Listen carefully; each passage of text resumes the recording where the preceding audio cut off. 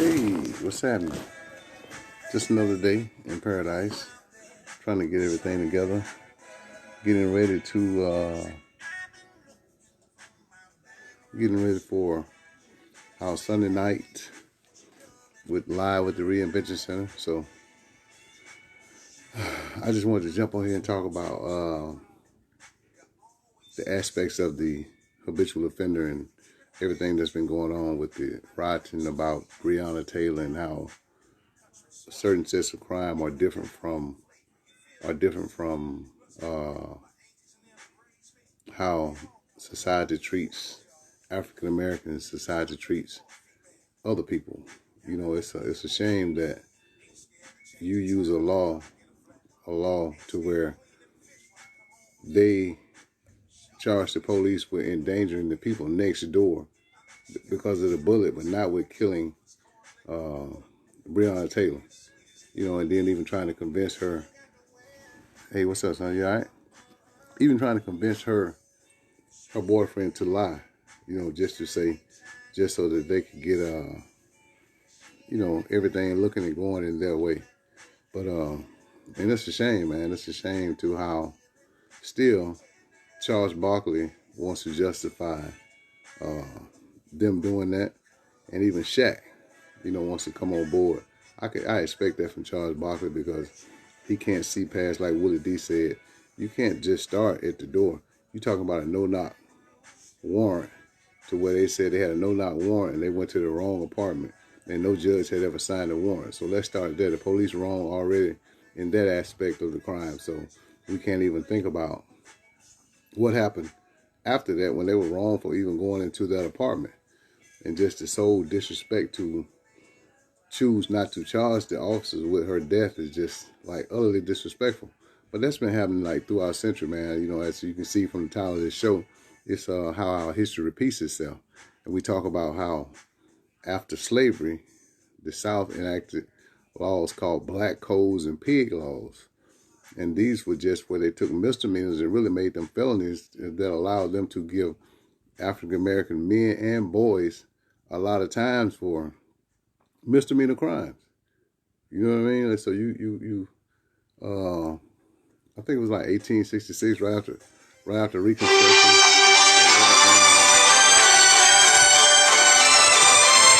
When everything, happened, and how people just how their society looked at ways to enact laws that put our African American back in slavery, like the 13th Amendment said that, for misdemeanor crimes and for small petty crimes, vagrancy.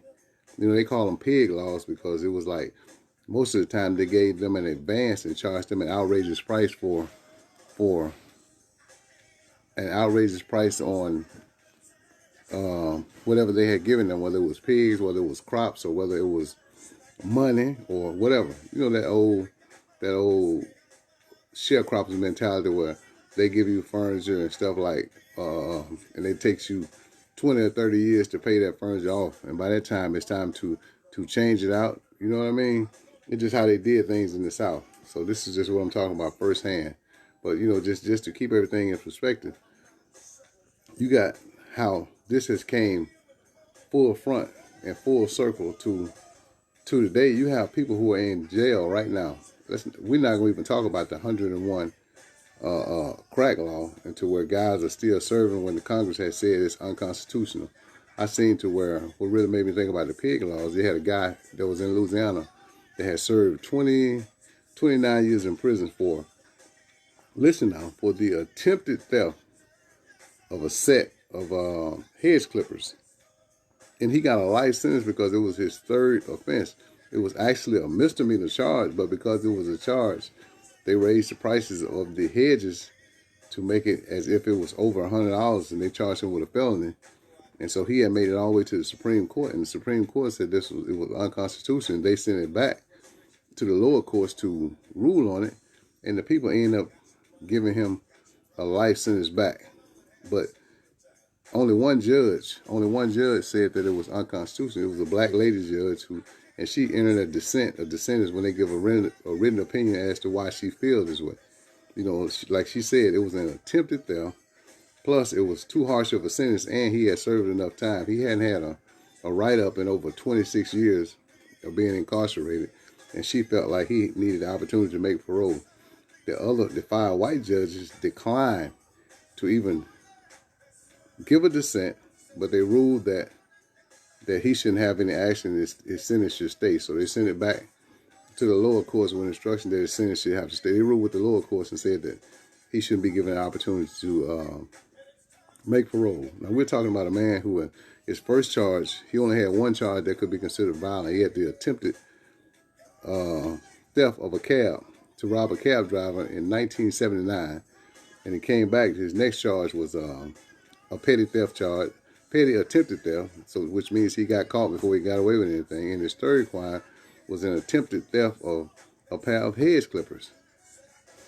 And he ended up getting a life sentence because he had the habitual charge with him. Now, in the state of Mississippi, they have the same law, the habitual, and it doesn't matter. Whatever your third, and it's supposed to, the law actually reads it's supposed to be 3 crimes of similar or like conduct. But they give, you know, they got guys that for an attempted theft of 2 bags of potato chips, they're serving a life sentence without parole because it's their third offense.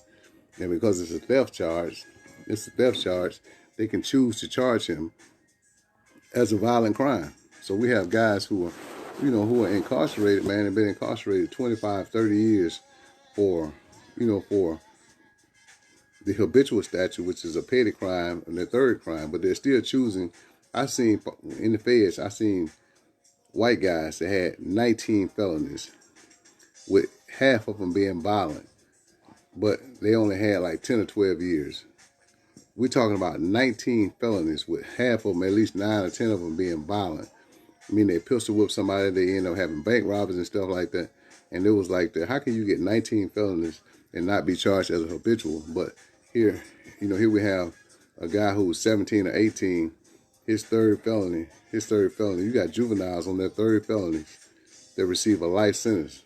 So they've given, the state of Mississippi and Alabama and Louisiana have given juveniles a life sentence for really what we call a petty crime, theft, not over $100, but there was their third crime, and they give them a life sentence with only one of them being a felony and the other 2 being a Class A misdemeanor. Class A misdemeanor that can be used as it's what they say close to a felony.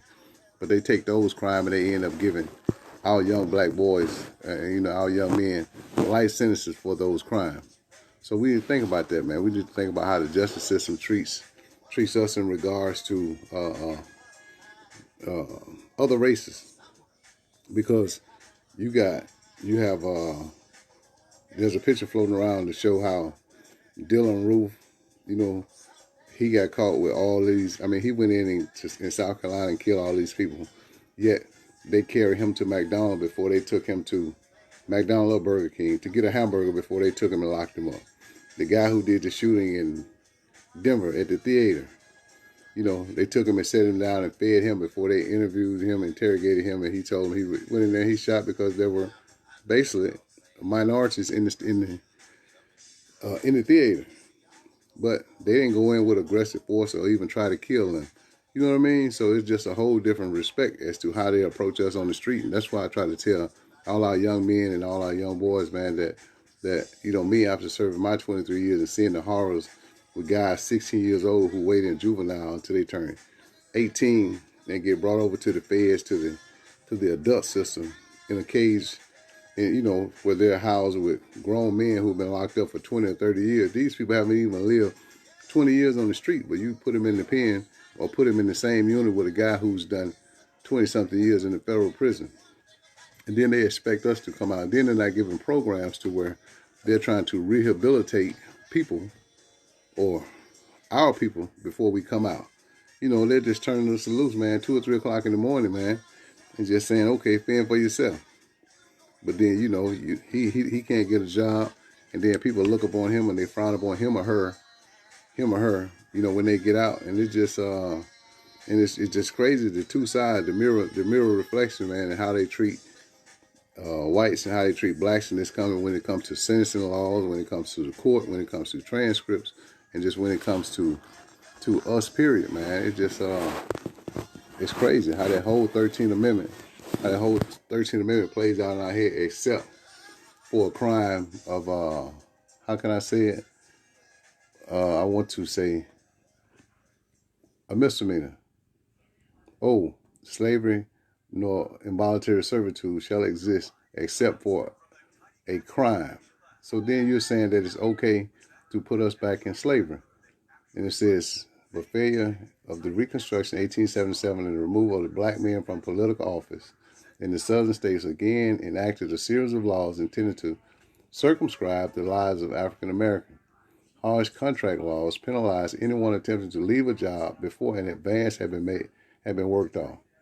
Pig laws unfairly penalize poor African Americans for crimes such as stealing a farm animal. Vagrancy statutes made it a crime to be unemployed. So if you were unemployed in the late 1800s, early 1900s, then you can receive a vagrancy crime because you didn't work on master's farm. So many misdemeanor or trivial offenses were treated as felonies with harsh sentences and fines.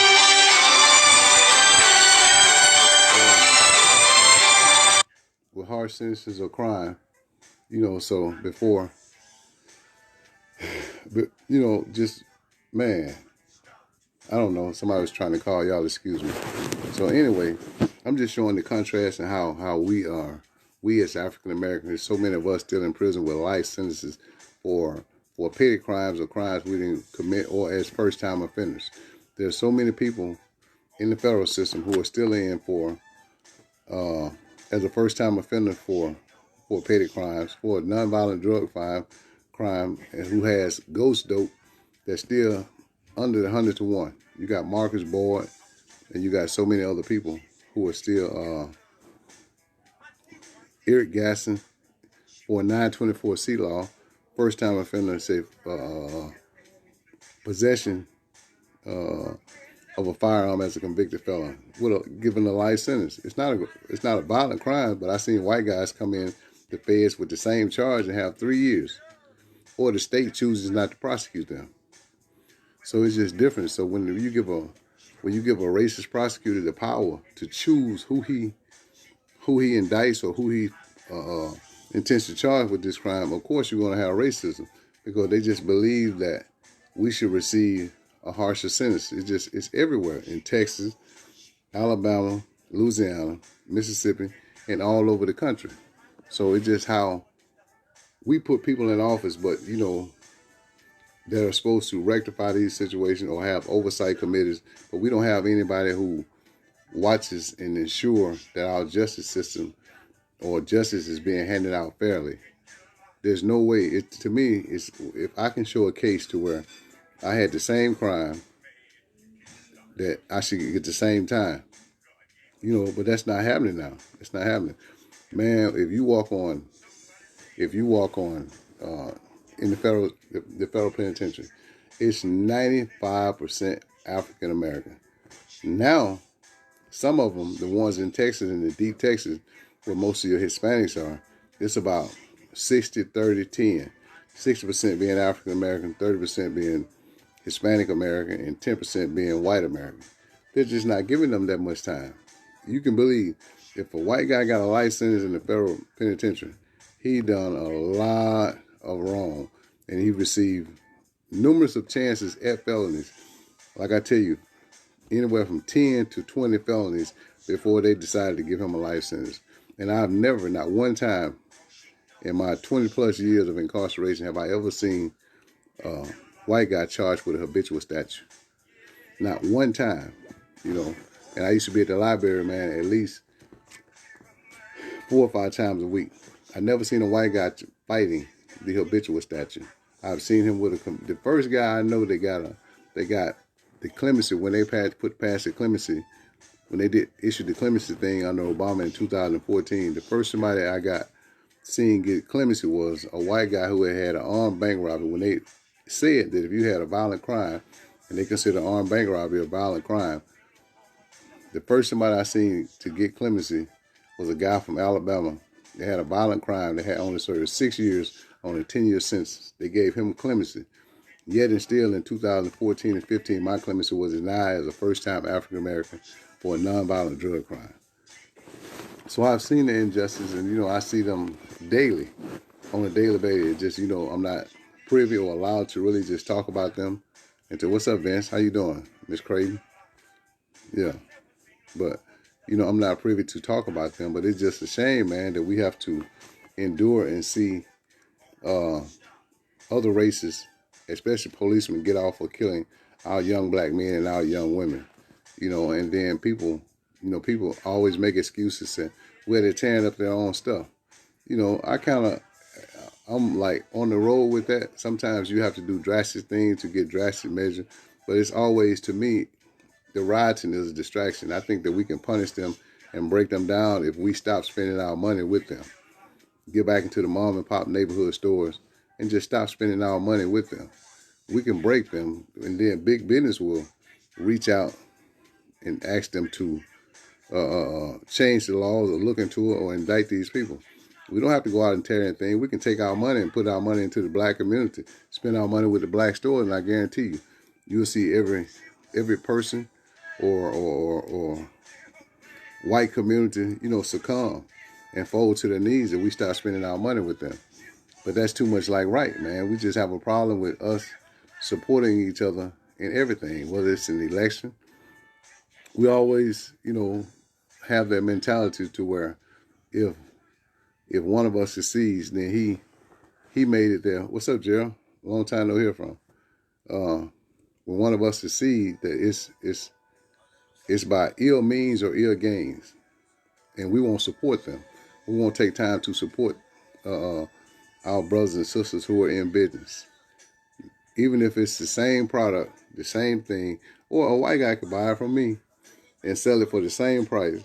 You'll tell me mine is too high, or you want me to give you a deal on it when you go right to the white neighborhood store and spend the same thing. You know what I'm saying? I just don't understand that. And you're right, Ms. Ruth. It's a hard thing. It baffles me, man, that we can have the same clothes. I can have a vendor or neighborhood shop, and I'm selling the same clothes, Gucci, Prada, or whatever, or just some nice clothes that you like to buy, or a pair of Air Jordan. And mine is $100 cheaper. You'd rather go to another store, a non-white store, and spend your money because you think that mine have to be knockoff. You know what I mean? It's just crazy, man, the mentality of us when it comes to us supporting each other. And we got to change that, man. We got to start supporting each other in everything. I'm not saying that everything that our people do or the way that we live is absolutely right or anything, man. We just got to stop that negative thinking when it comes to our brother and sister. I'm not saying don't do your research. You know what I mean? But everybody who's incarcerated or been incarcerated is not a bad person. Everybody who's incarcerated is not always guilty. A lot of them are, but there are a lot of African American. You look at it. Look how in the past 5 years, look how many African Americans have had their cases overturned for DNA evidence or eyewitness testimony, or just cops coming out with their conscience, want to clear their conscience before they die, saying that, okay, this is what happened. He didn't commit this murder, and he didn't do this crime. And so now you take that in perspective, and look how many people who are inside who are screaming that they're innocent, and yet we don't do anything about it. You know what I mean? So we just got to stop that, man. We got to stop doing that. You're right, baby. We just got to stop.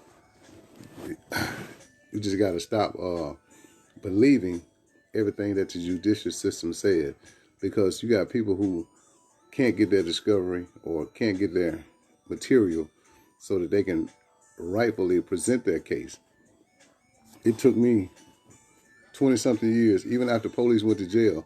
When the police goes to jail on a person's case or he's found guilty of misconduct, it's the duty of the prosecutor who tried him and know that that policeman went to jail to bring everybody back that this policeman testified on. Man, I had 2 policemen, one in 2004 and one in 2006, to go to federal prison on my case that testified in my trial. I filed motion. The motions are still pending right now in the Northern District of Mississippi. So, what does that tell you? And they still didn't want. They still didn't do that. They wait till the first step come. Let me go on the first step, which my crime says when the laws change. It says that for my crime, I only had to do 20 years. Right? I served 23. The supervised release was 3 years. They still take me and put me back under supervision, which means supervision is an extension of incarceration because you got to check in with your appeal and your probation officer at every step. So it's an extension of incarceration. The same way Rufus Rochelle is out now, and he has a monitor. You know how many people that they've let out due to COVID, but they still have a monitor on their ankle? You know, so he's, you know, in actuality, he's still in prison. He's just confined to his own home. You know what I'm saying? So Janissa, you know, you fight for them every day. That's why we're trying to fight to get him, Felix Wall, and so many other who are, yeah, you know, who live there.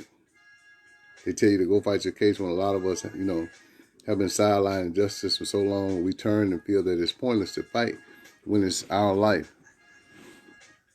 But, you know, here's the thing, though. Amanda, that you got guys who fight so much and so long that people just think that if their old administration or judicial system don't die out, then those guys are going to be stuck, because when you fight your case, it goes right back into the same courts that sentenced you. You know what I'm saying? So how is that? The same way, there's no way to me that those officers should have went to court in Louisville. You know what I mean? Because it's the same people who actually put them in, who put them on. What's up, Tony? How you doing? That's a great show, man. If y'all get a chance, Tony, you know, share it with me. You know, he has a podcast that he does out of Houston, Texas. You know, he fought and got off of his life sentence, man. I applaud you, man. You're getting out doing the same thing as James and I, you know what I mean? So, yeah, Tony understands how Ghost Dope plays a major role into sentencing African Americans, because what they do, they take quote-unquote guys who turncoats. You know what I mean? I hate to use the word rats or whatever, but guys who are informants. They take them, get them an opportunity to get out and say, okay, you know Tony? Yeah, I know Tony. You know Maurice? Yeah, I know Maurice. Well, tell me what they've done. They give them a whole piece of paper that they read out, that they practice on. And what they do, they have scripts. It's just like a movie, man. They give them a script to read before they come to court. They give them a script, and when they come to court, they're reading this whole script of everything that the prosecutor wants them to say. And when the prosecutor asks them a question and they've forgotten their lines, oh, believe me, you can see the whole reaction of the prosecutors when they turn red and guide them and put them back on the right track. You know what I'm saying? But then they won't give you their initial or original statements to where you can prove that they lied. It'll take you 5 or 10 years to get it, and then when you get it, the courts rule and say that it's harmless error. How is it harmless error when you tell me that this man lied on me and he gave me if he lied about one thing, he lied about everything. You know, that's how the justice system says it is. And so it just, not to really jump off the subject, man, just so many laws that are still on the books that has us as African Americans in Mississippi, Louisiana, Texas, Alabama, Tennessee, that are, what's up, brother? It is, man. You know what I mean? Yeah, I just performed the ceremony. I married my niece and nephew, so I'm working on them, man. Yeah, I appreciate you, Tony. Yeah, it's good seeing you too, man. You know, so most of the time now I'm at work, you know, when your show is going on. So just make sure that you keep me in the loop, man. You're going to have to start doing something in the evening time now that I'm at work, or I can go back and watch them later, you know, so.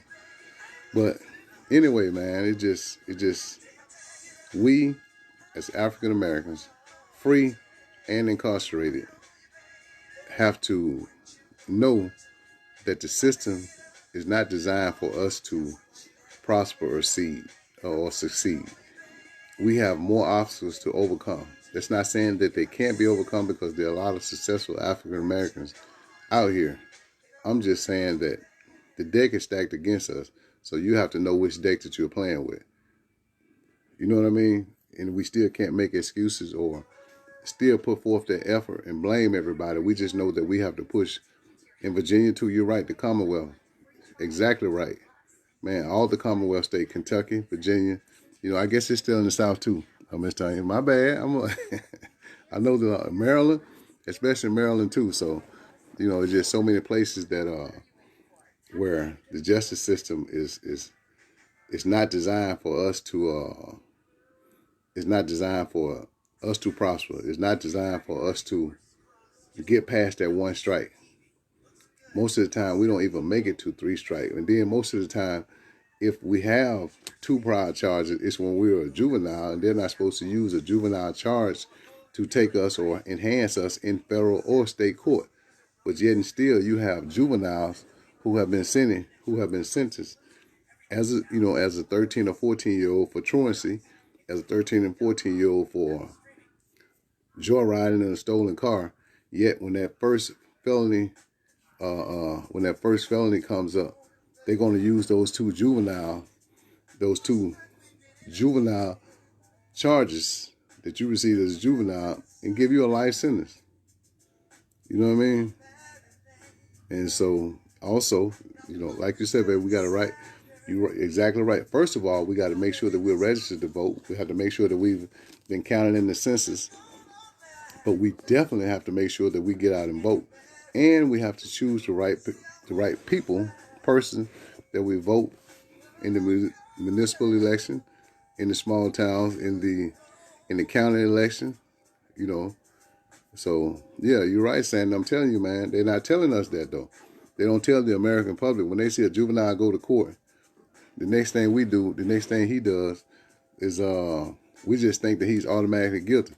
And they wonder why he received so much time, because they've used 2 juvenile charges that he received at 14 and 15 to give him a life sentence or to give him 50 years. So what they're doing now, also in most states, they're not giving them life sentences. They're giving them 51 years. The average lifespan, for us as African Americans is like 70 to 75 years. So what they're doing, they're giving us at 17, they're giving you 51 years. So you're 68 when you come out. And so what is a man going to do when he's spent 50-some years in prison?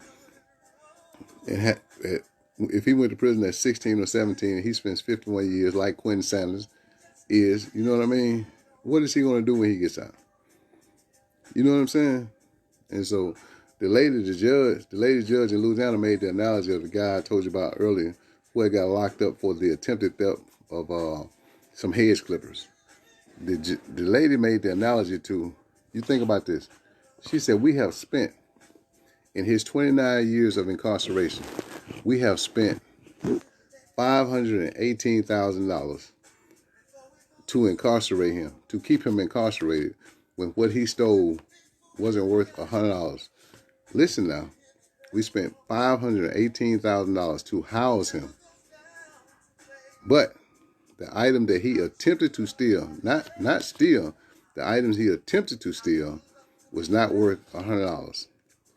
So that tells you, I'd rather spend $1 million to keep you incarcerated for a petty crime than to see you stand out here and prosper or become a productive citizen in society.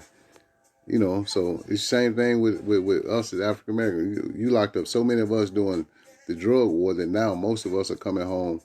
A lot of the guys who are out now, who are getting out, that are 70 and 80 years old or 68 to 70 years old, man, what are they going to do? What trade are they going to learn? Then they have a problem getting insurance, health care, and so many other things, man. And just finding a job to where they can be gainfully employed.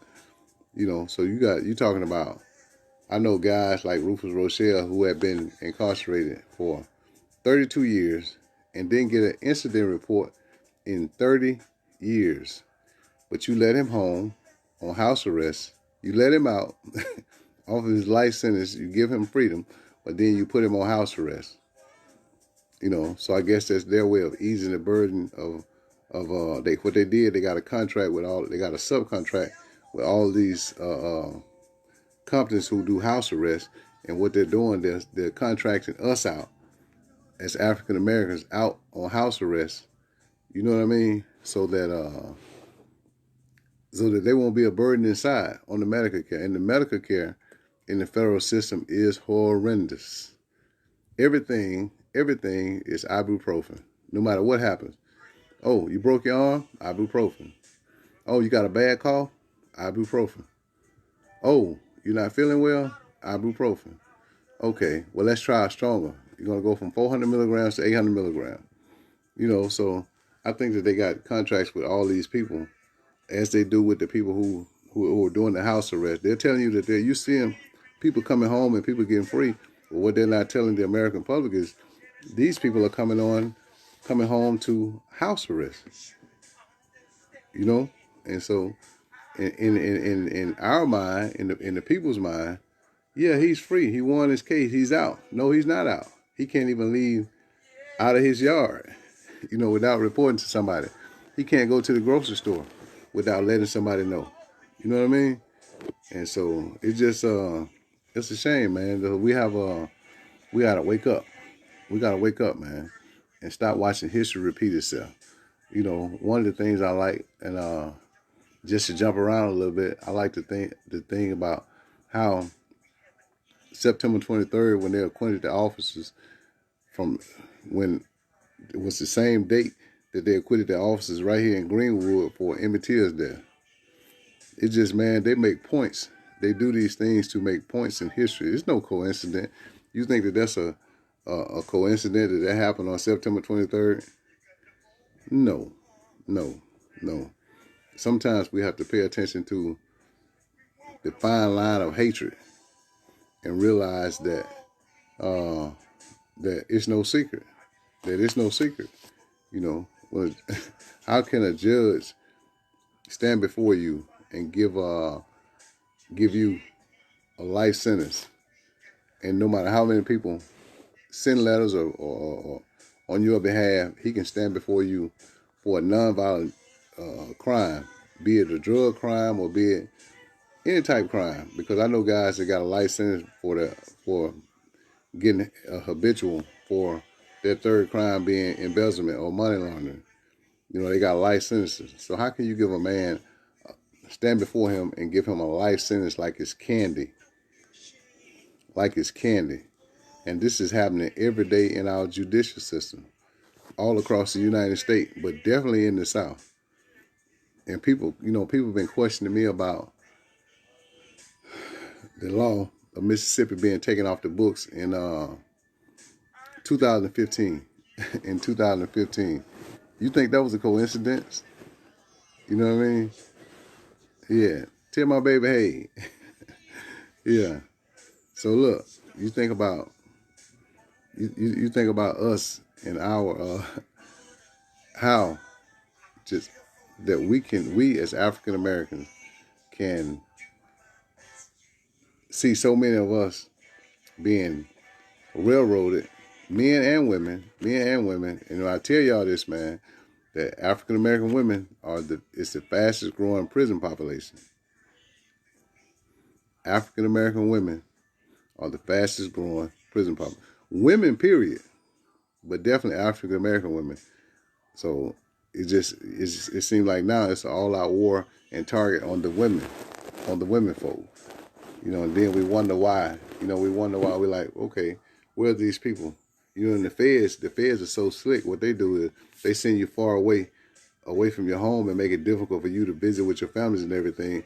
So they want to break these ties, you know, and the way that most of the states do it, they keep you in. You got to realize these people, yeah, and the kids, you know, your wives and kids, they're not. You got to also remember that since COVID, there have not been any visits since February of this year. We're talking about 8 months. There have not been any visits from family in 8 months. So guys, mothers haven't seen their children, fathers haven't seen their children, husbands haven't seen their wives, and wives haven't seen their husbands. And so that that in itself does something to the psyche of a person. And so it's easy when you lock people up and you treat them like animals and you expect them, it's easy for us to think that they're going to come out acting like they're rehabilitated when you have not provided him the adequate mental health. I think that it should be mandatory that anybody coming from prison receives counseling, especially if he's did more than 5 years. You know what I mean? Because that in itself, so much changes in 5 years on the outside that a person can't readjust when he comes out. Anybody agree? If you agree, man, give me a thumbs up. I just really think that I just really think that when a person has been in a cage for so many years, the way they are now, you know what I mean? And so, yeah, the same way doing slavery. What they do, they take us and they ship us off to different parts of the country. It's just like slavery. You know what I mean? You get on that flight and you're gone. So when you get 12 years, like 12 years a slave or 20 years a slave, when you get 20 years, it's designed. They send your family all the way across. If you're from Virginia or Philly, they send you to California. So now your family, if they're able, they have to fly all the way across, and there's no guarantee that you're going to get in because the prison could be on lockdown. You know how many times people came to see me at Beaumont Penitentiary and we were on lockdown? I can talk to them the day before, but anything can change in the blink of an eye. Hey, the prison is locked down. They don't care about you drove 15 to 20 hours to come see somebody. You know what I mean? So I just think, man, that we got to elect people that's going to address our mass incarceration problem. I just think that when a man has done the right things in prison to rehabilitate himself, if incarceration is about rehabilitation, if a person, as Quentin Sanders, has rehabilitated himself, he should be set free. If a person like Marcus Boyd has rehabilitated himself, he should be set free. If a person like Rufus Rochelle has stayed out of trouble while he was in prison, there's no reason for him to be outside of prison on house arrest as an extension. He deserves clemency. Why not go ahead and give him a clemency? You know what I'm saying?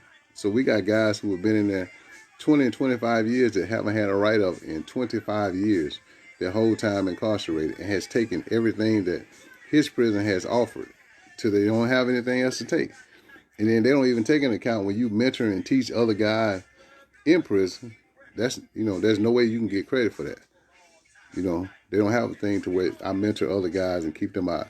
I can tell you I mentor other guys, but there's nothing where I can put it on paper and get credit for that. That's not programming. If they go before a parole board, they don't take that into account. They say, well, why haven't you taken this? Why haven't you taken that? Okay, I spent a lot of my times mentoring these people. You know what I mean? So, but anyway, that's my time. I got to get ready for the Reinvention Center. I like for everybody to, Lisa or Jessica, if you can post that link so the people who are on now can save that. And Janessa, I would please love for you to come over to the Reinvention Center. Miss Franks, you too. Miss Phillips, Miss Filippo, please come over and join us at the Reinvention Center with James Jones, Lisa, Sandy. You're welcome. D, make sure you come over. You know what I mean? Make sure that you come over. Yeah, thank you too.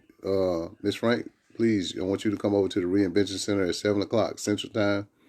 Everybody who's on and can hear me, I'm trying to give Miss Fisher or my baby Jessica time to post that link, so that you guys can come over to the Reinvention Center. You can go to my page. I'm going to repost it after this broadcast, or I'm going to have them to, somebody's going to post it in here in a few minutes. But I want to leave you some food for thought, man. It's, we as a people, be it white or black or whatever race we are, we got to start looking at people as people first. And if we don't, the link is posted. You can look right here. And so, if we don't start changing internally to where, if we don't start changing internally, then we're going to get, with this social distancing and COVID and everything, I'm not saying start breaking the laws. And I'm just saying, be mindful that even though we social distance, we still have to have the care, compassion, and concern for the next person. Yeah, I seen it. Thank you. So everybody, if you're on here, please make sure that you click on. Yeah, thank you, baby. Yeah. So everybody who's on here, make sure that you okay, get on your computer. There's no such thing as the phone is too old, Miss Jackson. Yeah, get on your laptop. You'll be doing a lot of things on that laptop. Okay, you can see it live. If you're on Facebook, you can go to my page and see it live, or you can go to, or you can go to James Jones, or you can go to James Jones page and see it, or Lisa, that we'll be live on there, so you can tune into that. Yeah, you can tune into that little live broadcast, so you can do that. We'll also.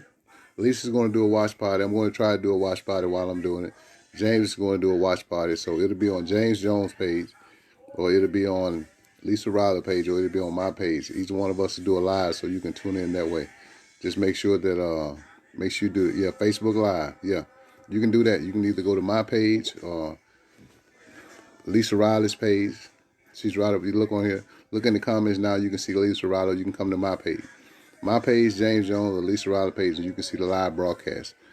And you'll make sure. Just make sure. I think it'll be interesting. So we have it's growth. What we try to do, we try to encourage growth between people, and try to break down the barriers that separates us. Most of us are separated because we don't know anything about each other, but we have so much in common. You know what I mean? So another thing is, we can't advocate for one particular person or one group of people, be it men or be it women, and not advocate for everybody. When we advocate for one person and we bring them home, then the fight is not over. The fight, hey, how you doing, Miss Rhodes? Long time no hear from. Make sure that you tune in too. You know what I mean? And so just make sure that we keep that in mind, man. We have to spiritually strengthen ourselves, and when God gives us struggle, it's only to strengthen us in an area that we're weak. So we have to be mindful of that. Just because we're struggling, man, we're not all the way out. We're not even down, because we still have that ability to push on. So if we can keep pushing on and keep pushing on, it's not. You don't have to do the local number. Just click on Zoom and put the password in. You don't have to click on the. You don't have to click on a number. That's a different thing. You don't have to click on a number. Yeah. So it's not a local number. It's not going to charge you. Just go on Zoom and put the meeting ID, and then put the password in, Miss Filippo. Yeah.